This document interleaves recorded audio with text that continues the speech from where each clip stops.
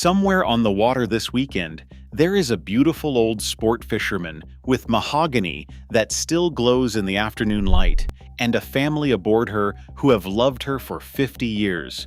On the back of that boat is a name that most people have forgotten, but that once meant something close to magic on the Jersey Shore. And almost nobody who passes her knows that the whole story began with a man who loved boat building so much that he sold the only car he owned just to buy the wood for the very first one. This is the story of that man and the boats his hands gave the world. Before we dive in, please hit subscribe and drop a comment letting us know where you are watching from. This is the full story, not the corporate version, the human one. Picture South Jersey, just after the war. The cedar swamps and the quiet backwaters of the Pine Barrens, where the trees grow tall and straight, and the men who lived there had been shaping that cedar into boats for longer than anyone could remember. It was a place that smelled of salt and sawdust, where everyone knew everyone, and where a handful of friends and neighbors decided, in 1946, that they were going to build something of their own. They had almost nothing. A rented little building, a few hand tools, and a stubborn belief that they could build a better boat than anyone on that coast. And one of them wanted it so badly that he did something you don't forget. To buy the cedar for the very first boat, the very first hull, he sold his only car. Think about what that takes.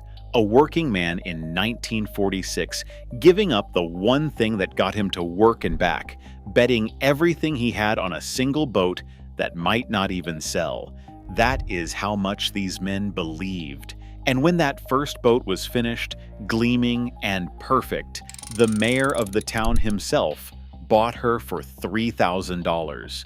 The dream had its first believer, and it was just getting started. What those men built next would become legend, because they didn't just make boats, they made the prettiest boats anybody on that coast had ever laid eyes on. Long, graceful lines, gleaming mahogany you could see your face in, a shape so right that people would stop on the dock just to stare. Their sport fishermen became, in the words of the people who chased them, objects of lust and envy. A man would work for years, save every spare dollar, just for the chance to own one. Owning an egg harbor meant you had arrived. It meant that on a Sunday morning, you were the proudest man on the water. And here is the beautiful part that almost nobody knows. Those men in that little shop didn't just build one great company. They built a whole dynasty. As the years went on, they branched out, one starting his own yard, another his own brand, until that single cedar swamp town had given the world a whole family of legendary boat names, all of them traced back to the same few friends walking the same few streets. The roots of an entire coastline of American boat building ran straight back to that one shop, and those first stubborn dreamers who started with a sold car and a stack of cedar. But this story isn't really about the company. It's about you and the family that owned one. Because if your father had an egg harbor, you remember everything. You remember the smell of the cockpit in the morning, salt and varnish and coffee. You remember your old man at the wheel, looking 10 years younger than he did all week, finally at peace. You remember running flat out across the bay with the spray coming over the bow and everyone laughing, and the way the whole boat felt alive under your feet. That boat wasn't fiberglass and wood. It was where your family was happiest. It was the place your best memories still live, all these years later. That's what made these boats different. People didn't own them. They loved them. They named them. They babied them. They handed them down from a father to a son the way you'd hand down a watch or a wedding ring. There are egg harbors out on the water right now that have been in the very same family for more than 50 years. 50 years of summers, 50 years of a boat becoming a member of the family. You cannot put a price on that, and the people who built her knew it, because they built her with that kind of love in the first place. And even when the season ended, You never really let her go. You'd cover her up and tuck her away for the winter, and on the coldest, grayest days, you'd find an excuse to go out and just look at her under the tarp, already counting down the weeks until spring. That's what a boat like that does to a person. She doesn't only take up space at the dock, she takes up space in your chest, and she never quite gives it back. Ask anyone who ever owned one. They won't talk about horsepower or hull design. They'll go quiet for a second, and then they'll tell you about the best days of their whole life. For a long, golden stretch, it looked like it would last forever. They were one of the biggest, most respected names on the entire East Coast, the builders other builders measured themselves against. The orders came in, the boats went out, and the families who bought them were happier than they'd ever been. If you had stood in that plant at its peak and watched those craftsmen work, you would have sworn that nothing on earth could ever bring it down. And those craftsmen loved it as much as anyone. Picture the man on the floor of that shop, sanding a hull by hand until it was smooth as glass. A man whose own father had probably built boats in the same town, on the same water. To him, that boat wasn't a job. It was his signature, even if no buyer would ever know his name. Whole families in that little town made their living building these boats, fathers and sons working side by side in the cedar dust, and every hull that slid into the water carried their pride out into the bay with it. When that shop was running, it wasn't just a business turning a profit. It was a whole community putting its heart into something it believed in, with everything it had. But the thing about a company built on love is that it can be bought and sold by people who feel none of it. As the founders grew older and stepped away, the company began to pass from owner to owner, hand to hand. Each new owner, a little further from the men who had sold a car for cedar, a little more interested in the numbers than the boats. The craftsmen in the shop still built them with the same care, but the soul of the place was being traded around in rooms far away by people who had never smelled that cockpit or watched a family's face light up on a Sunday morning. And then came the storm that no amount of craftsmanship could survive.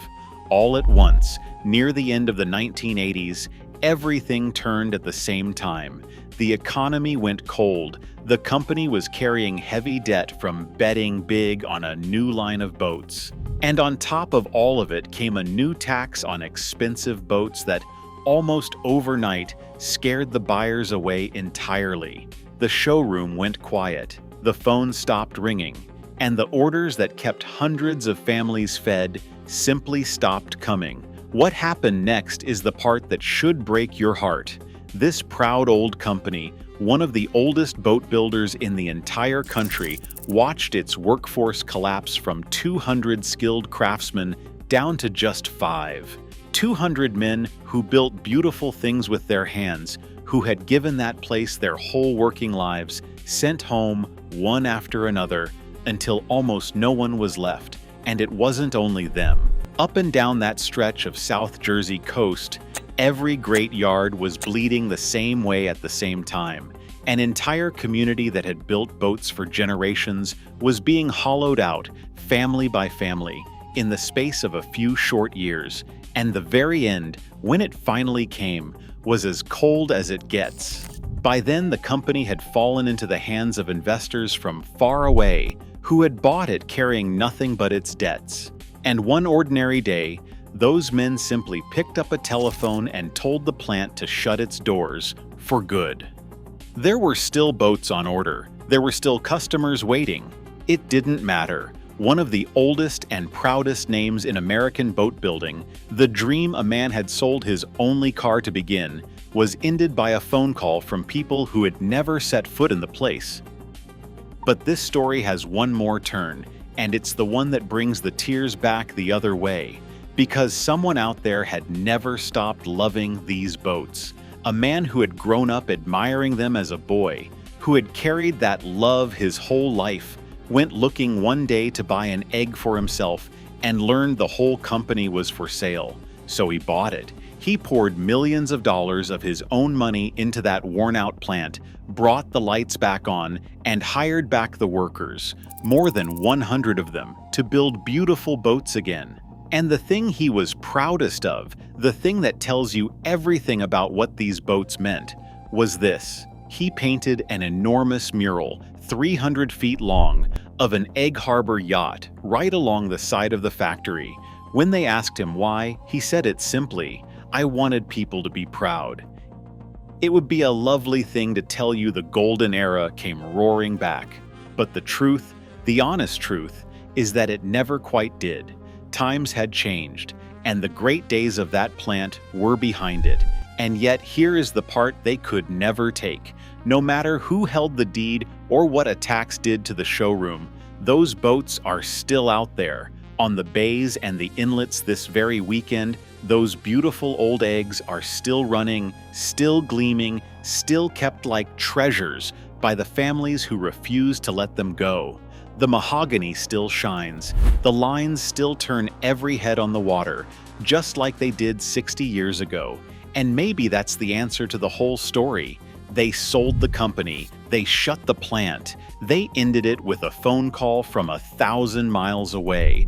But they never could end the thing those cedar swamp men actually built, because it was never really the company.